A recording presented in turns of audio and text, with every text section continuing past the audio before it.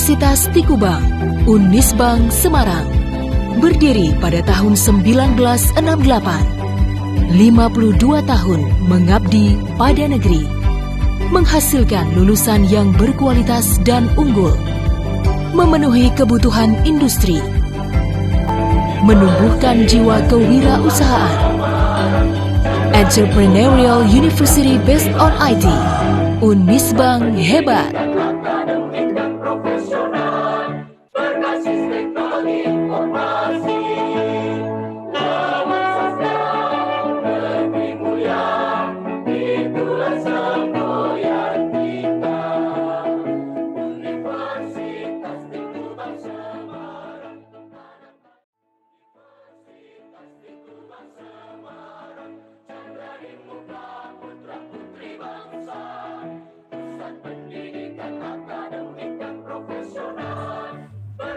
Halo teman-teman, gimana kabarnya? Oke, kembali lagi dengan saya di channel YouTube saya, Miftahul Ilya. Di sini seperti video-video sebelumnya, saya akan menjelaskan mengenai pembelajaran dari audit investigatif. Sebelumnya saya perkenalkan terlebih dahulu, nama saya Miftahul Ilya Nasrah, NIM 1705520251, Prodi Akuntansi, Fakultas Ekonomika dan Bisnis, Universitas Tikubang, Unisbang Semarang. Di sini saya akan menjelaskan mengenai audit investigasi dengan teknik audit.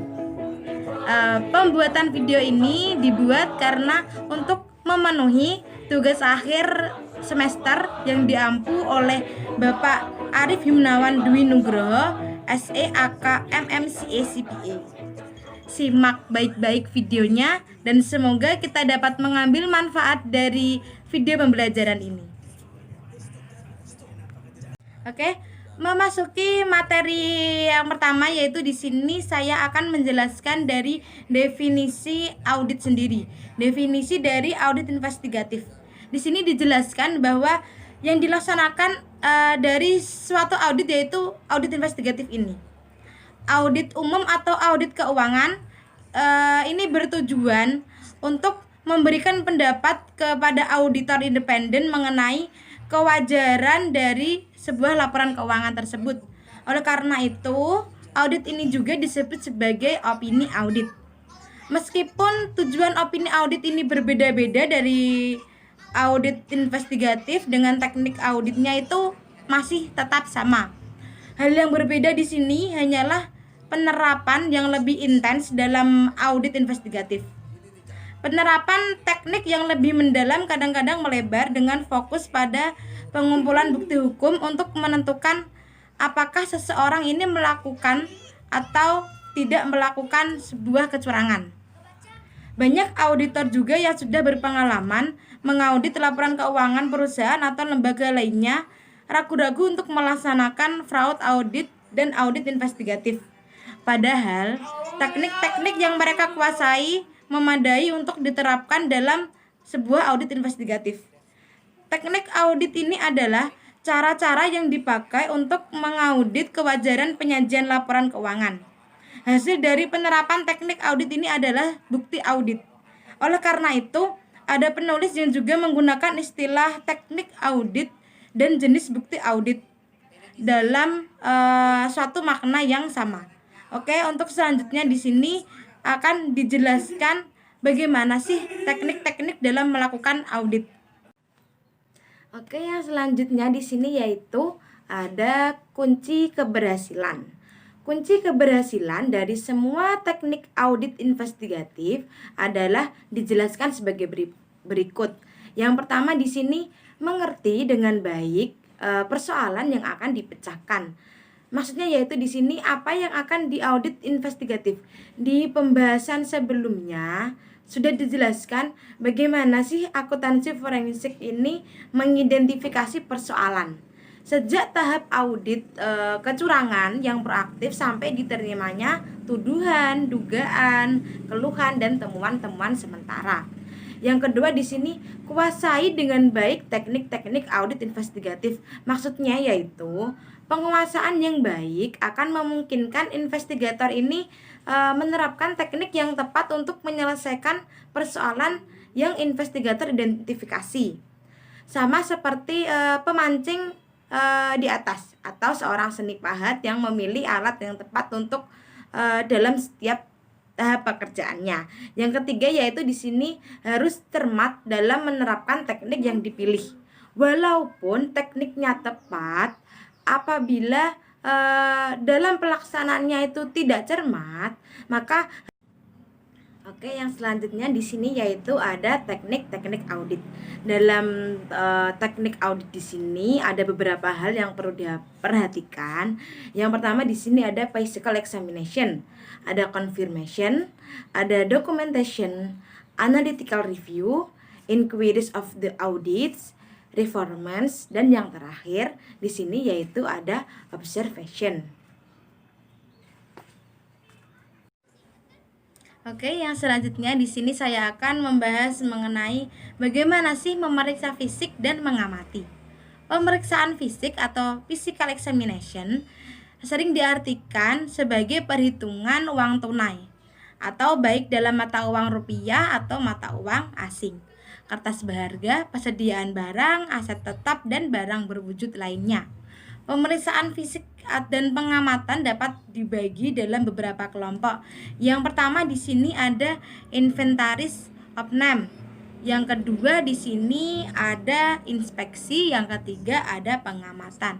Saya akan menjelaskan satu persatu dari beberapa bagian. Yang pertama di sini ada inventaris atau opname.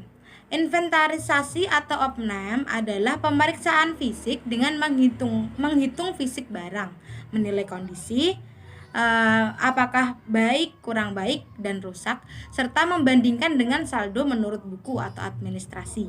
Kemudian mencari sebab-sebab terjadinya perbedaan apabila ada.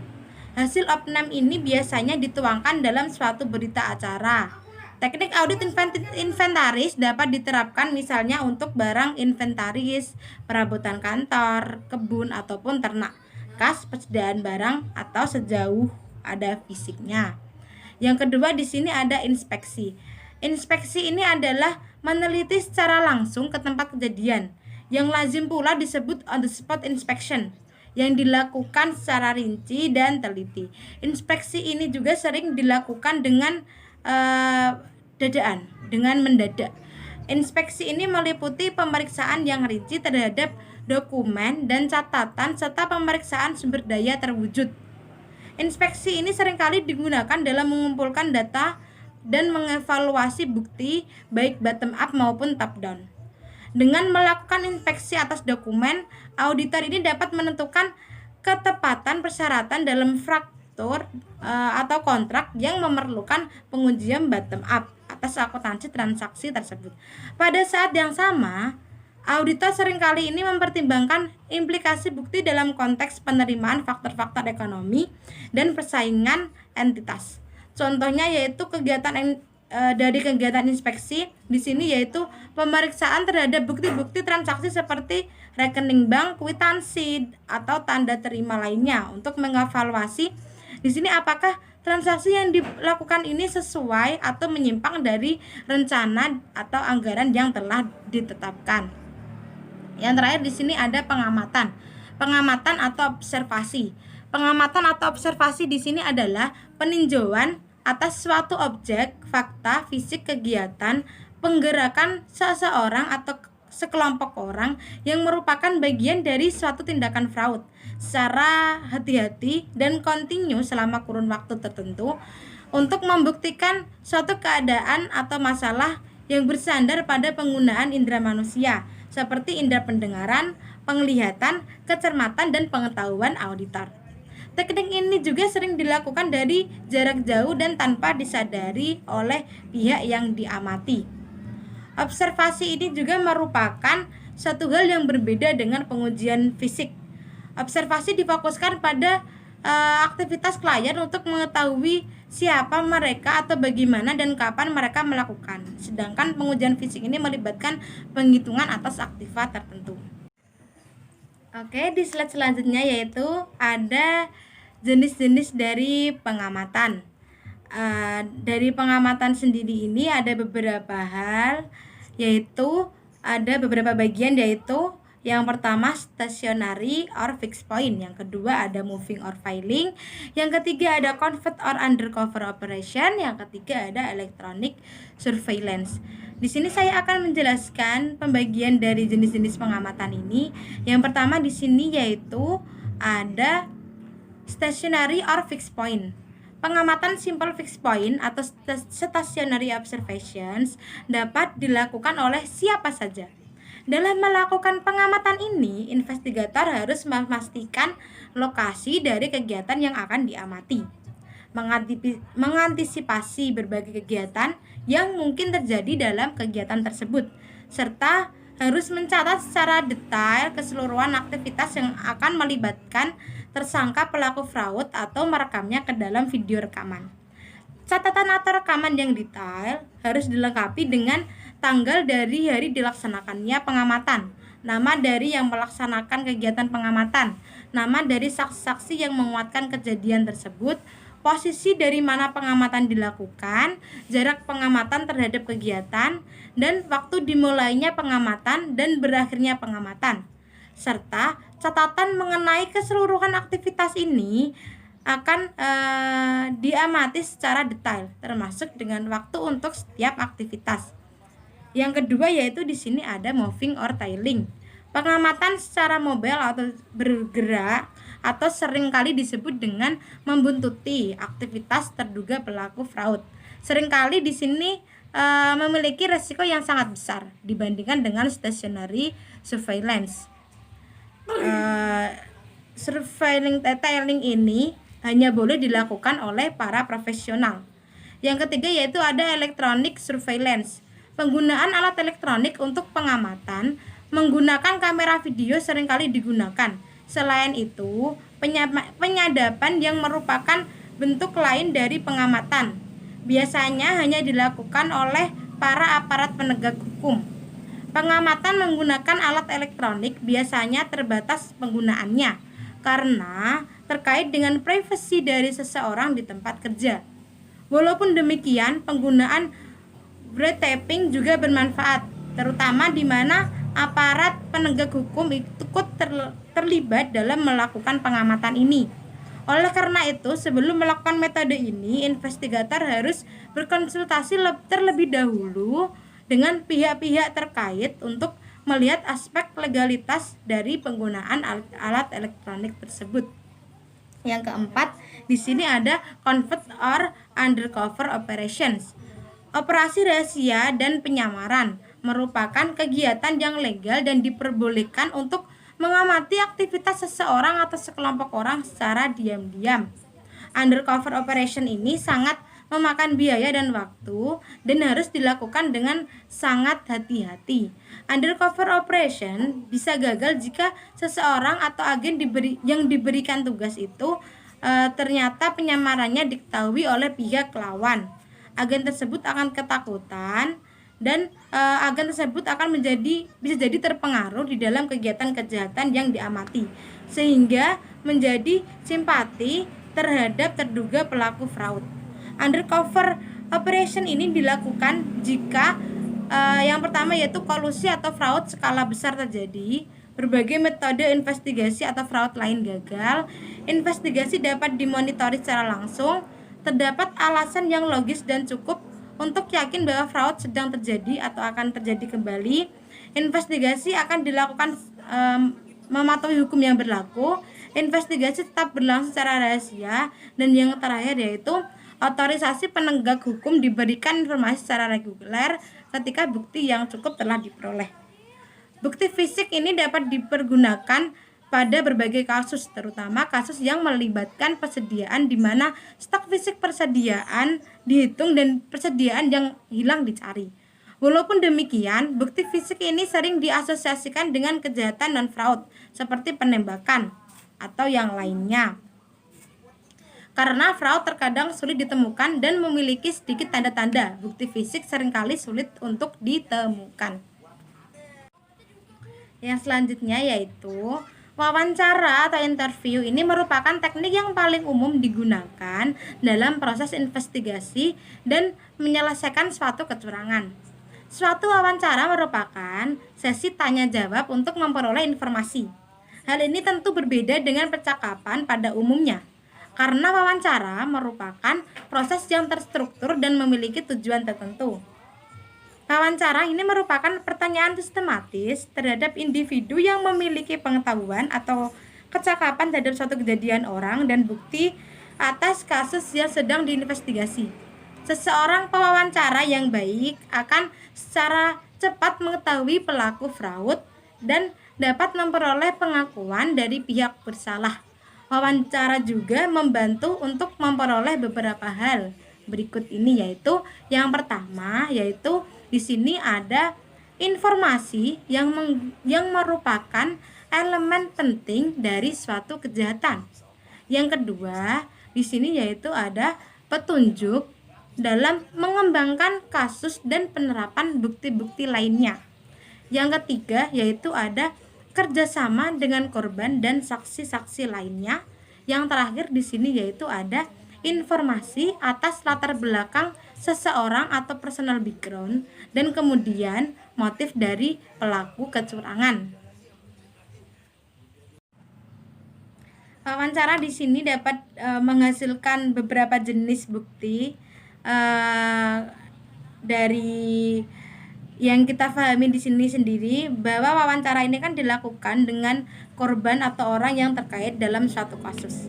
Dengan demikian di sini wawancara dapat disimpulkan ini menghasilkan 3 jenis bukti, yaitu ada bukti kesaksian, bukti lisan, dan bukti spesialis. Yang pertama yaitu ada bukti kesaksian. Bukti kesaksian ini merupakan bukti yang meyakinkan dan yang dapat didapat dari pihak lain karena diminta oleh seorang auditor. Biasanya bukti ini berupa pengujian fisik, pengujian dokumen, bukti analisis atau bukti lisan yang telah diperoleh, baru kemudian akan dilengkapi dengan bukti kesaksian. Yang kedua yaitu ada bukti lisan. Bukti lisan ini merupakan bukti yang diperoleh auditor dari orang lain. Bukti yang diperoleh dari auditor melalui orang lain melalui pembicaraan secara lisan. Orang lain tersebut mungkin berasal dari luar audit maupun dari pihak audit sendiri. Dalam hal memperoleh bukti lisan, auditor harus mencatat atau menuangkan dalam kertas kerja dengan seksama termasuk narasumbernya. Dan yang terakhir di sini ada bukti spesialis. Bukti spesialis ini merupakan bukti yang didapat dari tenaga ahli, baik seorang pribadi maupun instansi atau institusi yang memiliki keahlian yang kompeten dalam bidangnya. Tenaga spesialis yang dapat digunakan adalah dari semua profesi seperti ahli pertambangan, dokter, ahli purbakala, ahli pertanian, ahli hukum, ataupun ahli perbankan dan lain-lain. Untuk memenuhi syarat kompetensi bukti audit, maka kompetensi tenaga spesialis tersebut harus terjamin. Dalam hal ini, jika diputuskan untuk menggunakan tenaga ahli spesialis, maka auditor harus mengusahakan ahli yang diakui oleh umum. Di sini juga terdapat hal-hal apa sih yang perlu diperhatikan dalam melakukan suatu wawancara. Yang pertama di sini yaitu ada yang pertama, tentukan sumber informasi atau objek yang akan diwawancara. Yang kedua, tentukan jadwal wawancara terlebih dahulu. Yang ketiga di sini ada buatlah persiapan materi dan bagaimana cara bertanya. Yang keempat yaitu mulailah dengan suasana yang bersahabat atau hangat agar pembicaraan yang nanti akan kalian bicarakan itu nanti akan lebih rileks dan gampang diterima. Yang kelima yaitu perhatikan dan dengarkan. Perhatikan apa yang dia ucapkan dan dengarkan dengan seksama. Yang keenam yaitu hindari pertanyaan-pertanyaan yang cenderung jawabannya akan mengiyakan. Yang ketujuh, tutuplah suatu wawancara ini dengan catatan-catatan positif. Yang kedelapan, jangan lupa dokumentasikan hasil wawancara. Yang kesembilan, mintakan penegasan atau persetujuan hasil wawancara dari pihak yang diwawancarai. Oke, yang selanjutnya yaitu dalam wawancara ini juga terdapat 3 jenis interview orang-orang yang diwawancarai yang harus disikapi secara berbeda-beda. Di sini yaitu yang pertama, secara friendly atau akrab. Interview yang bersikap bersahabat dan baik, walaupun terkadang tampaknya berlebihan, seringkali akan membantu dalam proses wawancara. Walaupun sikap bersahabat ini dapat membantu, investigator yang berpengalaman akan berhati-hati dalam menentukan motif dari interview yang bersikap baik ini. Pada beberapa kasus, motifnya memang benar untuk membantu, namun ada pula motifnya agar mengalihkan kecurigaan investigator terhadap dirinya. Yang kedua di sini yaitu bersifat netral. Interview yang bersifat netral tidak memperoleh manfaat atau kerugian dari wawancara yang dilakukan. Tidak ada motif atau agenda khusus yang disembunyikan. Dan biasanya interview ini yang bersikap netral merupakan interview yang paling objektif dan membantu seorang investigator. Yang ketiga yaitu bermusuhan. Interview dengan sikap bermusuhan merupakan wawancara yang paling sulit untuk dilakukan. Interview ini seringkali disosiasikan dengan tersangka dari kejahatan tersebut. Jika interview ini yang bersikap bersahabat dan netral dapat dilakukan wawancara kapan saja, maka wawancara dengan sistem bermusuhan ini seringkali harus dilakukan secara mendadak tanpa ada pemberitahuan terlebih dahulu. Wawancara dadakan akan membuat host interview tidak memiliki suatu persiapan untuk menyiapkan argumen-argumen untuk menghadapi investigator.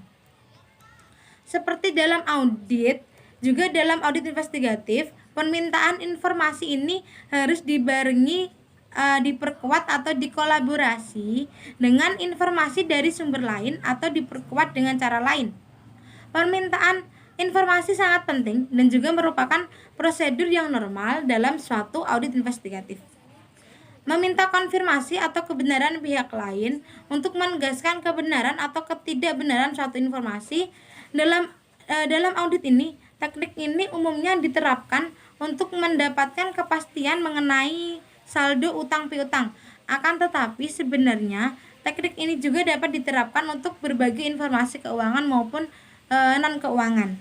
Konfirmasi ini adalah memperoleh bukti untuk meyakinkan auditor dengan cara mendapatkan informasi yang sah dari pihak yang relevan dalam konfirmasi auditor yang telah memiliki data yang dikonfirmasi. Konfirmasi ini juga dapat dilakukan dengan lisan atau dengan wawancara langsung kepada pihak yang bersangkutan, atau dapat dilakukan secara tertulis dengan mengirimkan surat konfirmasi. Dalam konfirmasi, jawaban juga harus diterima langsung oleh auditor. Jika konfirmasi dilakukan secara tertulis, maka harus ditegaskan bahwa jawaban akan dialamatkan kepada auditor. Surat permintaan konfirmasi kepada responden sebaiknya ditandatangani juga oleh audit. Contoh kegiatan konfirmasi ini adalah meminta keterangan kepada bendahara pengeluaran terkait bukti-bukti transaksi atau pengalokasian anggaran yang telah dilakukan. Kegiatan ini dilakukan untuk melihat apakah bukti transaksi tersebut fiktif atau benar adanya, selain keterangan-keterangan lainnya terkait bukti-bukti tersebut. Yang selanjutnya di sini yaitu ada memeriksa dokumen. Dokumen di sini dapat dibagi menjadi 2 jenis, yaitu ada dokumen internal dan dokumen eksternal. Dokumen internal ini adalah dokumen yang dipersiapkan dan digunakan dalam organisasi klien dan disimpan tanpa pernah disampaikan kepada pihak di luar organisasi. Contohnya yaitu laporan jam kerja karyawan dan laporan penerimaan persediaan. Sedangkan dokumen eksternal ini adalah dokumen yang ditandatangani oleh pihak luar organisasi yang mewakili pihak klien dalam melakukan transaksi, tetapi dokumen ini dapat dengan mudah diakses oleh klien dengan segera.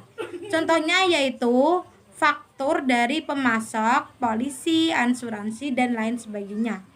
Dokumen eksternal ini memiliki tingkat kepercayaan yang lebih tinggi sehingga dapat diandalkan daripada dokumen internal, karena dokumen eksternal pernah berada baik di tangan klien maupun pihak lainnya sebagai lawan transaksi klien. Dalam memeriksa dokumen ini terdapat teknik-teknik audit untuk mengumpulkan bukti dokumen. Ada beberapa, yaitu yang pertama ada verifikasi. Verifikasi di sini adalah pengujian secara rinci dan teliti tentang kebenaran ketelitian dari perhitungan, pembukuan, dan pemilikan dari eksistensi suatu dokumen. Verifikasi ini mencakup teknik audit untuk mengumpulkan dan mengevaluasi bukti dokumen. Yang kedua yaitu pemeriksaan bukti pendukung atau vouching. Pemeriksaan bukti pendukung meliputi yang pertama yaitu ada pemilihan ayat jurnal dalam catatan akuntansi. Yang kedua yaitu mendapatkan serta memeriksa dokumen yang digunakan sebagai dasar ayat jurnal tersebut untuk menentukan validitas dan ketelitian pencatatan akuntansi. Dalam melakukan vouching, arah pengujian berlawanan dengan yang digunakan dalam tracing.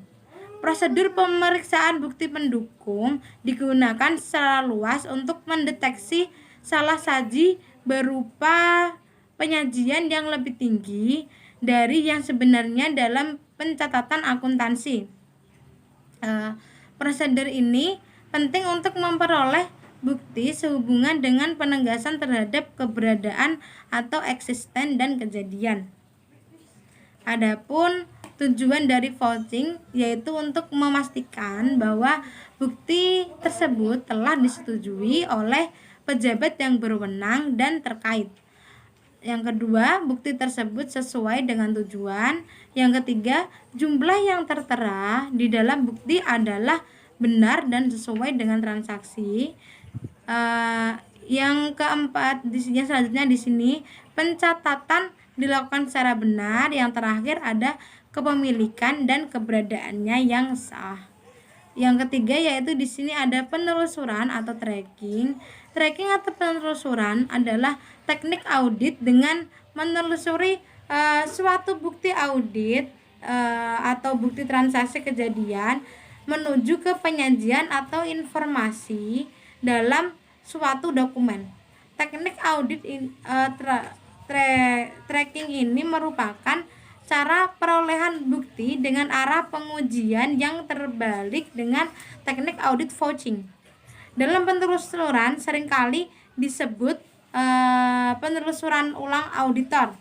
Yang pertama yaitu memilih dokumen yang dibuat pada saat transaksi dilaksanakan dan menentukan bahwa informasi yang diberikan oleh dokumen tersebut telah dicatat dengan benar dalam catatan akuntansi. Arah pengujian prosedur ini berawal dari dokumen menuju catatan akuntansi, sehingga menelusuri kembali asal-usul aliran data melalui sistem akuntansi. Salah satu kelemahan dari teknik audit tracking ini yaitu memerlukan waktu yang lama, karena biasanya dokumen sumber suatu perusahaan sangat banyak jumlahnya dan hampir setiap transaksi ini mempunyai satu dokumen sumber. Akan tetapi kelemahan ini dapat diatasi oleh auditor dengan hanya menguji beberapa saja dengan menggunakan metode sampling. Contoh dari kegiatan penelusuran ini yaitu auditor membandingkan antara angka yang tertera dalam kwitansi transaksi yang telah dilakukan dan jumlah angka yang tertera dalam jurnal. Hal ini menunjukkan apakah ada kesesuaian penyajian atau penyajian yang lebih rendah atau yang lebih tinggi. Yang keempat yaitu ada scanning. Scanning yaitu pemeriksaan terhadap dokumen yang kurang terinci untuk menentukan apakah terdapat hal yang tidak biasa yang memerlukan investigasi lanjutan. Penggunaan scan pada audit piutang adalah auditor bisa men-scan daftar piutang untuk melihat piutang setiap pelanggan yang memiliki kejadian piutang yang tidak biasa, seperti adanya saldo piutang negatif, piutang yang umurnya lama, dan piutang yang nilainya sangat besar. Yang kelima yaitu ada rekonsiliasi. Rekonsiliasi ini adalah mencocokkan dua data terpisah yang mengenai hal yang sama yang dikerjakan oleh instansi unit bagian yang berbeda. Tujuan dari teknik audit rekonsiliasi ini adalah untuk memperoleh jumlah yang seharusnya atau jumlah yang benar mengenai suatu hal tertentu. Misalnya yaitu rekonsiliasi dilakukan terhadap catatan bendahara mengenai jumlah saldo simpanan di bank yang dituangkan dalam buku pembantu bank dengan saldo simpanan di bank menurut rekening koran yang diterima dari pihak-pihak bank. Kedua data tersebut biasanya akan menunjukkan saldo yang berbeda karena perbedaan waktu pencatatan. Dengan melakukan teknik rekonsiliasi, maka dapat diketahui berapa sih sesungguhnya saldo simpanan di bank yang seharusnya. Oke, selanjutnya yaitu ada memeriksa dokumen. Karena dokumen memberikan banyak bukti yang signifikan pada kasus fraud, investigator harus mengerti aspek-aspek terkait legalitas dan tata cara dalam penanganan dokumen. Secara spesifik, investigator ini harus memahami beberapa aspek berikut dari bukti dokumen. Yang pertama yaitu ada chain of custody of document. Dari sejak bukti dokumen telah diterima, maka chain of custody harus dilakukan dengan baik. Secara umum, chain of custody ini berarti semua catatan atau dokumen harus dijaga pada saat dokumen diterima. Pencatatan yang baik harus dilakukan jika dokumen tersebut dipinjamkan ke pihak lain atau di luar kendali penguji fraud. Hal ini disebabkan karena pihak pelaku fraud akan terus mencoba kemungkinan bahwa dokumen yang menjadi bukti tersebut dikatakan sebagai dokumen palsu. Sebuah catatan atau memo harus dibuat pada saat dokumen tersebut dipinjamkan ke pihak lain, dan memo lain juga harus dibuat jika terdapat perubahan di dalam status dokumen. Yang kedua yaitu marking of evidence. Ketika bukti dokumen ini diterima, maka dokumen tersebut ini harus ditandai secara unik sehingga dapat diidentifikasi di kemudian hari. Seperti contohnya yaitu penggunaan amplop transparan yang digunakan untuk menyimpan dokumen yang disertai dengan tanggal penerimaan dokumen dan inisial dari investigator. Selain itu, dokumen tersebut dikopi, kemudian dokumen asli disimpan di tempat yang lain yang lebih aman, dan dokumen yang telah dikopi ini yang digunakan selama proses investigasi. Pada saat persidangan, dokumen asli dapat dikeluarkan untuk digunakan dalam proses pengadilan. Yang ketiga yaitu ada organization of documentary evidence. Kasus fraud dapat memberikan bukti dokumen dalam jumlah yang sangat banyak. Selain dokumen dalam bentuk hard copy, dokumen juga diperlukan dalam bentuk soft copy. Ini dapat berupa hasil scan, format PDF, dan format digital lainnya. Hal ini akan sangat membantu dalam pemeriksaan investigasi karena dapat memudahkan pencarian bukti yang terkait kasus fraud tersebut. Manfaat dari format digital ini lebih menghemat banyak waktu dan tempat, meningkatkan kemampuan pencarian dokumen, dan mampu berbagi informasi pada pihak terkait yang berada di kota lain atau negara lain. Selain itu, pengorganisasian dokumen dapat diurutkan sesuai dengan tanggal dokumen sumber dari mana dokumen tersebut diperoleh, tanggal dokumen diperoleh oleh investigator, atau berdasarkan ruang lingkup dari dokumen tersebut. Yang keempat yaitu ada coordination of evidence. Investigator ini dapat memutuskan untuk saling berbagi bukti dokumen dengan pihak lain yang terkait untuk mendapatkan gambaran yang lebih jelas tentang kasus yang sedang dihadapinya. Yang kelima di sini yaitu ada rules concerning original versus copies of document. Dokumen original atau dokumen asli selalu lebih dipilih jika dibandingkan dengan bukti dalam bentuk fotokopi. Faktanya, di dalam suatu persidangan terdapat 4 situasi di mana dokumen hasil fotokopi digunakan. Biasanya dipertimbangkan sebagai bukti kedua atau secondary evidence. Pada 4 situasi berikut, pengadilan harus memiliki bukti bahwa dokumen original benar-benar ada dan secondary evidence yang digunakan merupakan kopi dari dokumen original. Yang pertama, pada saat dokumen asli telah hilang atau hancur tanpa adanya kesengajaan, sehingga pihak terkait menggunakan secondary evidence atau dokumen kopian. Dokumen asli berada dalam penguasaan pihak lain yang gagal dalam melakukan pengamanan dokumen, padahal telah diperingatkan untuk berhati-hati sebelumnya, atau pihak yang mengamankan dokumen tersebut berada di luar jurisdiksi pengadilan. Yang ketiga, dokumen atau catatan berada dalam pengamanan kantor agen khusus.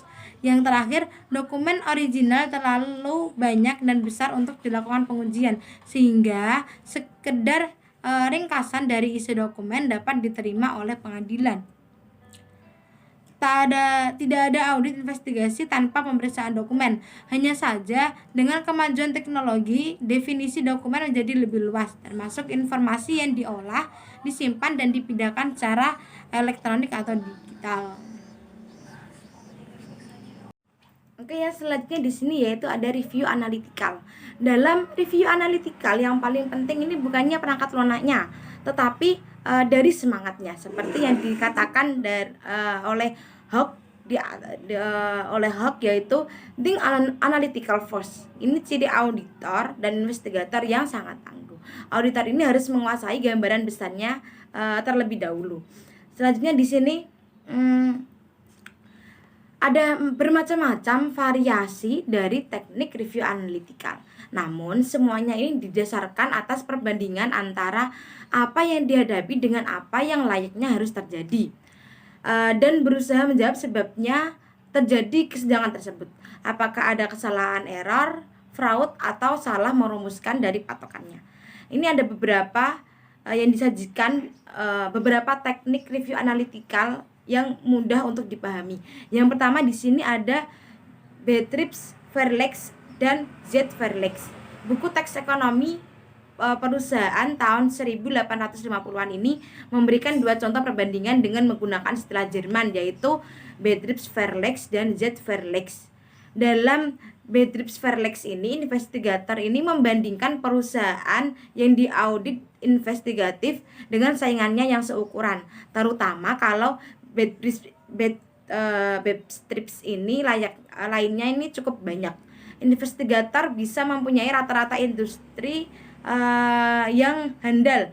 Pada dasarnya ini, Beatrice Verlex ini dimanfaatkan akademisi seperti untuk menganalisis sebuah kompetisi atau persaingan. Sedangkan dalam Z. Verlex, investigator ini membandingkan perusahaan yang diaudit investigatif pada saat sekarang dengan hal yang sama di masa lalu. Dalam Z. Verlex ini, investigator juga mencoba memahami bagaimana sih perusahaan yang akan diaudit investigatif ini berbeda dengan masa lalunya, dan mengapa investigator ini menggunakan teknik yang sama untuk melihat indikasi dari kecurangan. Karena fraud ini akan mengancam kesinambungan dari laba yang tadi. Selanjutnya di sini yang kedua yaitu membandingkan anggaran dengan realisasi. Apa sih membandingkan anggaran dengan realisasi? Ini dapat mengindikasikan adanya kecurangan. perbandingan antara anggaran dan realisasi ini mengindikasikan adanya kecurangan. Hal yang perlu dipahami di sini adalah mekanisme pelaksanaan anggaran, evaluasi atas pelaksanaan anggaran, dan insentif keuangan maupun non keuangan yang terkandung dalam sistem anggarannya. Dalam entitas yang merupakan profit center atau revenue center ini, pejabat ini tertentu menerima bonus atau insentif sesuai dengan keberhasilan yang diukur dengan pelampauan anggaran. Dalam ini pelampauan anggaran investigator ini juga perlu mengantisipasi kecenderungan realisasi penjualan yang dibuat tinggi. Penjualan kredit dan penerimaan barang secara besar-besaran pada akhir tahun merupakan indikasi mengenai hal itu. Pengembalian barang sudah akhir tahun memperkuat indikasi adanya kecurangan. Yang ketiga di sini yaitu ada analisis vertikal dan analisis horizontal. Analisis vertikal dan horizontal ini merupakan analisis rasio laporan keuangan. Analisis vertikal ini akan menunjukkan rasio antara satu akun dengan akun lainnya dalam suatu laporan keuangan yang sama. Analisis vertikal ini dapat dilakukan untuk neraca atau akun-akun neraca yang dapat dibandingkan, misalnya dengan jumlah aset atau lainnya. Dengan analisis vertikal ini, investigator juga dapat mengubah angka-angka laporan keuangan dari nilai dalam rupiah atau mata uang lain menjadi angka-angka dalam persentase. Ada neraca yang berukuran sama juga, laporan laba rugi berukuran sama, dan laporan arus kas yang berukuran sama. Lalu apa sih gunanya laporan keuangan yang berukuran sama atau guna analisis vertikal? Manfaatnya dari ini adalah dalam membandingkan perusahaan sejenis yang mempunyai ukuran yang berbeda.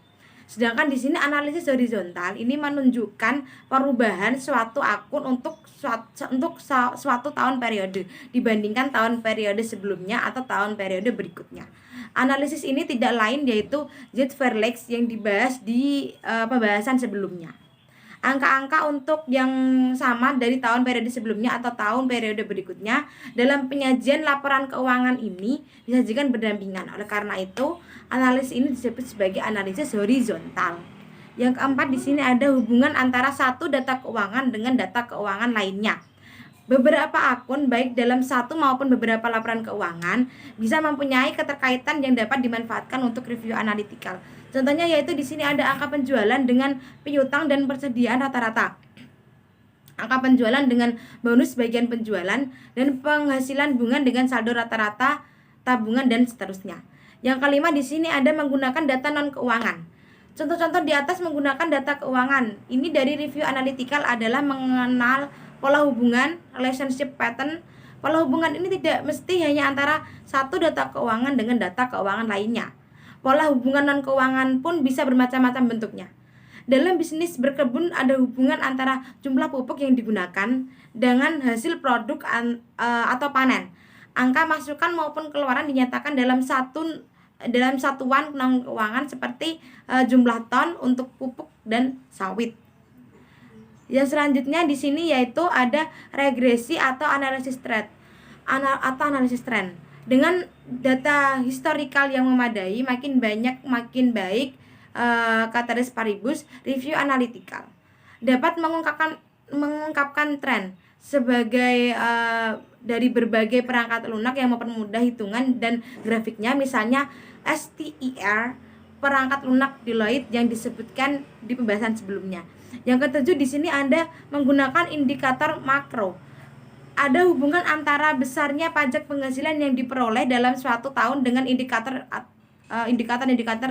ekonomi seperti inflasi, tingkat pengangguran cadangan devisa, indikator ekonomi negara-negara yang menjadi partner perdagangan Indonesia, harga minyak mentah dan komoditi lainnya.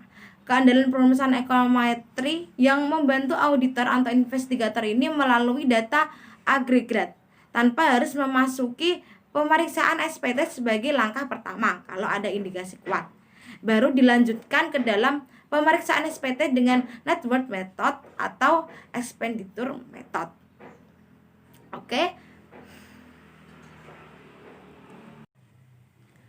Oke, pada slide terakhir di sini yaitu ada menghitung kembali. Menghitung kembali atau reperformance tidak lain dari mengecek kebenaran perhitungan. Ini prosedur yang sangat lazim dalam sebuah audit. Biasanya tugas ini diberikan kepada seseorang yang baru memulai bekerja sebagai seorang auditor atau disebut sebagai junior auditor di kantor akuntan. Dalam audit umum, menghitung kembali atau reperformance dapat dilakukan dengan dua cara, footing dan recompute. Footing di sini yang dimaksud yaitu penjumlahan kolom angka untuk menentukan apakah totalnya sama dengan nilai yang diperoleh klien.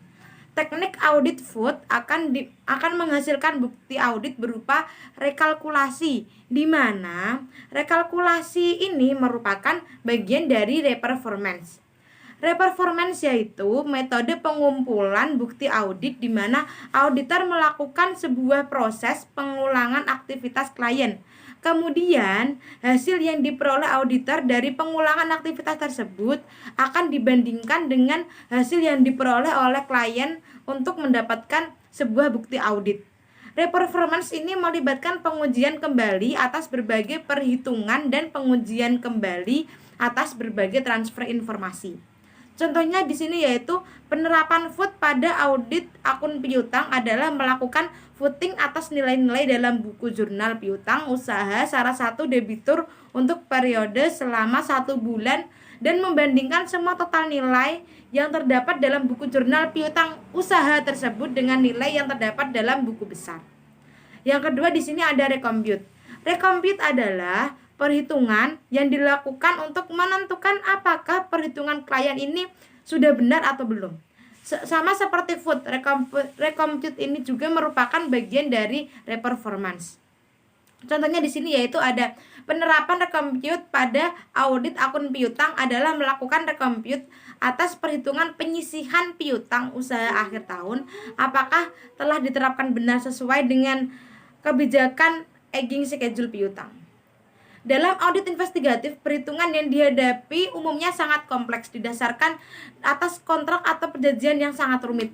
Mungkin sudah terjadi perubahan dan negosiasi berkali-kali dengan pejabat yang berbeda. Sebagai contoh, perhitungan atas nilai potensi kerugian negara dalam proyek jalan raya yang melibatkan perhitungan material bahan, volume kurang, ketebalan aspal yang tidak sesuai spesifikasi, unsur aspal yang tidak sesuai setelah diuji lab, dan sebagainya. Perhitungan ini dilakukan atau disupervisi oleh investigator yang berpengalaman karena perhitungan yang dihadapi dalam audit investigatif umumnya sangat kompleks. Didasarkan atas kontrak yang sangat rumit dan kemungkinan terjadi perubahan atau addendum kontrak atau negosiasi yang berkali-kali. Mereka bilang impian saya terlalu besar.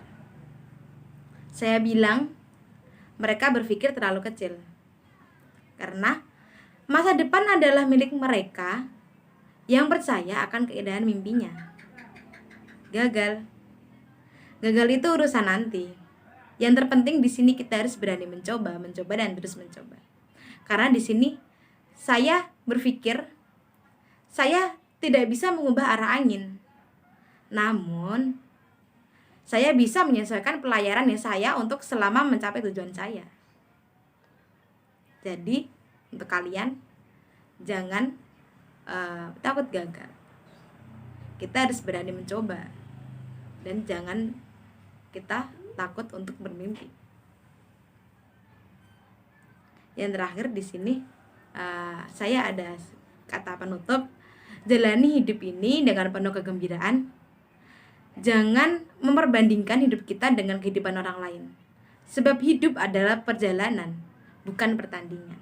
Oke, terima kasih dari saya. Sekian video dari saya. Semoga bermanfaat dan semoga kita bisa mengambil semua pembelajaran bersama.